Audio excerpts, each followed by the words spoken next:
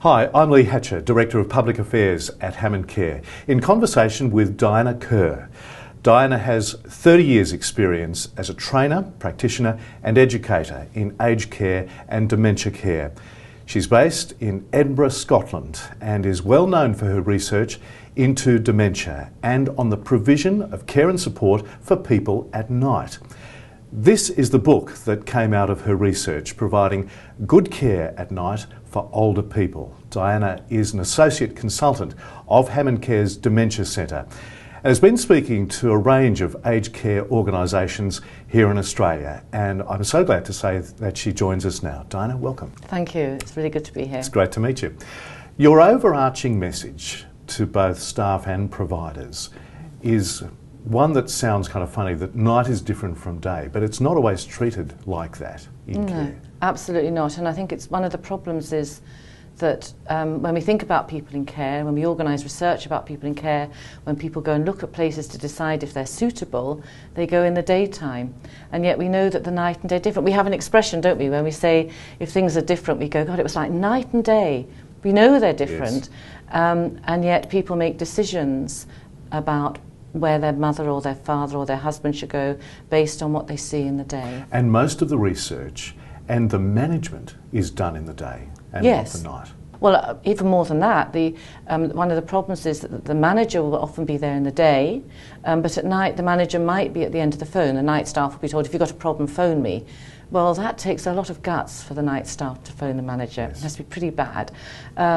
Also, of course, the people who are charged with inspecting places at night, the bodies, the official bodies that are supposed to determine whether a place is up to standard or not, will go in the day. They rarely go in at night. Yeah. They'll only go in at night if there's a complaint or cause for concern. And for a whole range of reasons, that concern is less likely to be expressed at night than it is in the day. So for your research, you did 2 years of the hard yards of night shift. That was hard work. How you went about it.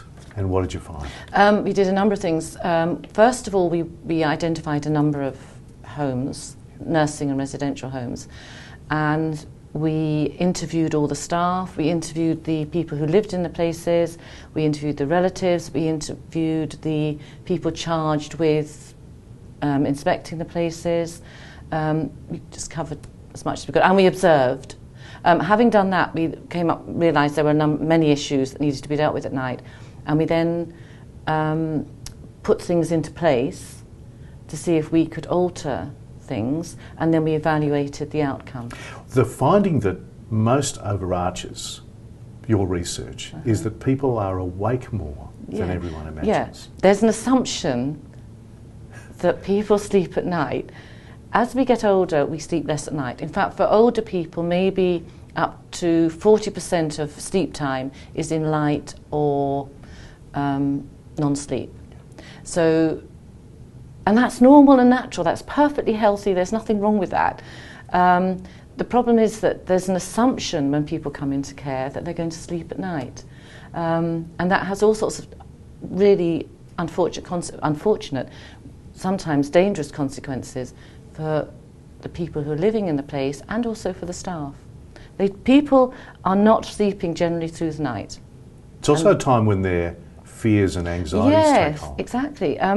We all know that. Everybody has had that experience of, being awake for 2 or 3 hours at night and worrying about something, and it gurns away, and it's just horrible, and how am I going to solve this problem? And you wake up in the morning and think, well, I'll just make a phone call and it's sorted.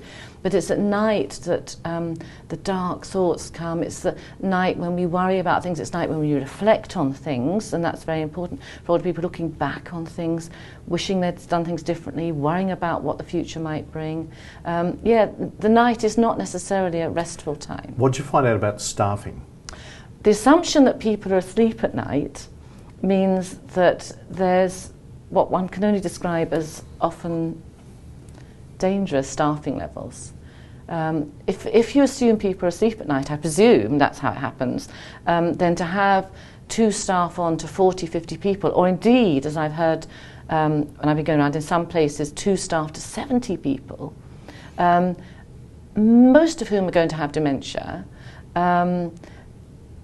And that is a consequence of assuming not much happens at night. I mean, one of the things when I go around, and all right, we laugh about it a bit, but it's not a laughing matter, is that night staff will say, because everybody thinks we're sitting around having cups of tea with our feet up, not doing very much.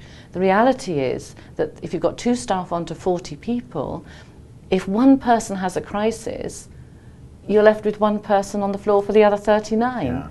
Yeah. The staffing levels are desperate and they need to be addressed. Still though, despite the small number of staff, they're checking these people more than they should. And it's not just still that, it's actually it's a consequence of that.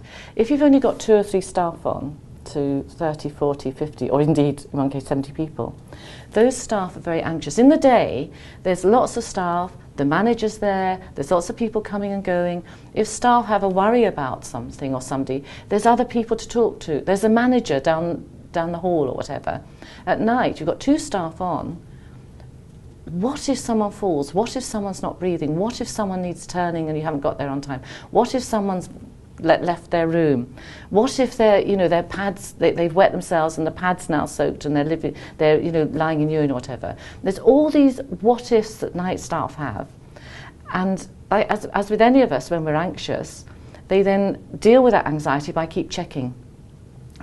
We also found that in our research that indeed some managers had required that, and I've seen that when I've been going around as well, staff being told to do what we call this sort of blanket checking. So that you check well, in some places every hour, every 2-3 hours or whatever. And the consequence of that is for the poor person in their bed is every so many hours somebody comes in and checks them.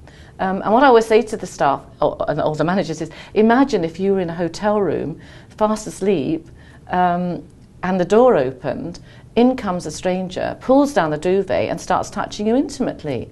Well, I don't think you'd be awfully happy. And you would, I say to people, what would you do? And they say, well, I'd fight back, I'd shout, I'd scream, I'd push them off. Now, when someone with dementia does that at night, that's often seen as challenging behaviour, and they can often be given medication to stop that. So we need more staff, less checking. What else do you not necessarily less checking, appropriate checking. Okay, yes. You need to do a risk assessment and say, you might need checking every hour, I might need checking once through the night. That's a good point, yes. What else are you telling organisations about how to care for people better at night? At night. I mean, that's the book. Yeah. But briefly, what do you tell them? Well, first of all, let's look at the night. Don't pretend it's not there. And just as I was saying just now, actually do risk assessments. Have a separate care plan. What tends to happen is there's a care plan for each person, but it's a day care plan, and the night stuff gets tagged on the end, as if the night is just an addendum, it's just a little bit. What we need is a full separate night care plan that looks at issues like pain, incontinence, or all the issues that are relevant to nighttime care. Pain is a very big issue that you deal with. Yeah. And you urge staff to have an assumption that they're dealing with pain, which is often looking like challenging behaviour. Absolutely. If you, me, anybody is in pain, there's a whole things we will do. We'll scream, we'll shout, we'll swear, we'll pace about, we'll stop eating, we'll withdraw, we'll hit anybody who comes to touch the pain. Now all those behaviours can look like challenging. People, if I say to people, give me some significant or challenging behaviours associated with dementia, and they give the same list. Because what happens is you get this sort of diagnostic overshadowing, which is they've got dementia, so anything they do is to do with the dementia. Whereas if you were to scream or shout or hit out or pace up and down, someone would go, where's the pain? So one of the things that I talk to night staff about, or everybody about, is about seeing that behaviour as possibly pain behaviour. And one of the issues for night staff is that the person may not experience so much pain in the day. So people maybe with painful joints may not feel, if they're walking about in the day, they're moving about, they're active, they're diverted. If there is some pain, it's not so bad. At night, they're lying in the bed, their joints seize up, and they wake up about 2 o'clock, shouting, crying. Now, unless you think about pain, then what you will get is something to sedate you, which is what happens. People are given vastly too much antipsychotic medication, when what they should be given often is pain relief. And for night staff, that can be an additional issue, which is even if they think it's a pain issue, they aren't the people who speak to the doctor. Usually the message goes through the changeover to the day staff and they speak to doctors. The whole thing can get diluted.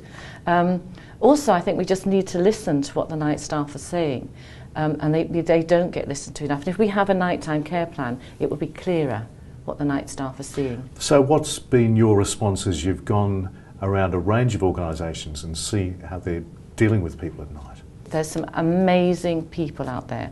I've come across the most wonderful, wonderful people doing a wonderful, wonderful job, but they're doing it against all sorts of odds. I've come across people doing extra night shifts because management can't get more people in. It's not the night care workers' job to sort that management issue out, but they do. They stay on, they do extra shifts. They're also got tremendous insight into what's going on at night, but that isn't necessarily being heard. So I think one of the things is to actually give night staff a better voice, and there's various ways of doing that. Improving night staff levels. The other issue is, of course, that night staff don't get training.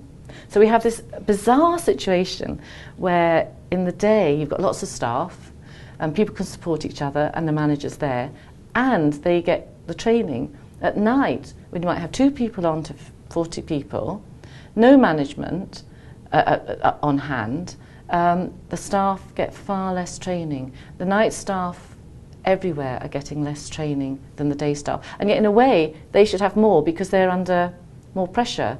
And what I always say, I say to people now, what would happen if I said I'll do training between 12 o'clock and 5 o'clock in the morning? Everybody horrified. Good point. You know. Yes. So it's quite a range of responses we're seeing. Absolutely. And I'd have to say that I've been doing work with HammondCare, and quite a lot of the things that I've been talking about are actually already in place in much of the HammondCare provision, which has been heartening to see. But there's still work to do, but there's a lot of good stuff there, yeah, which is very encouraging. Diana spoke at our last HammondCare International Conference, and the next one's coming up at the end of June 2014.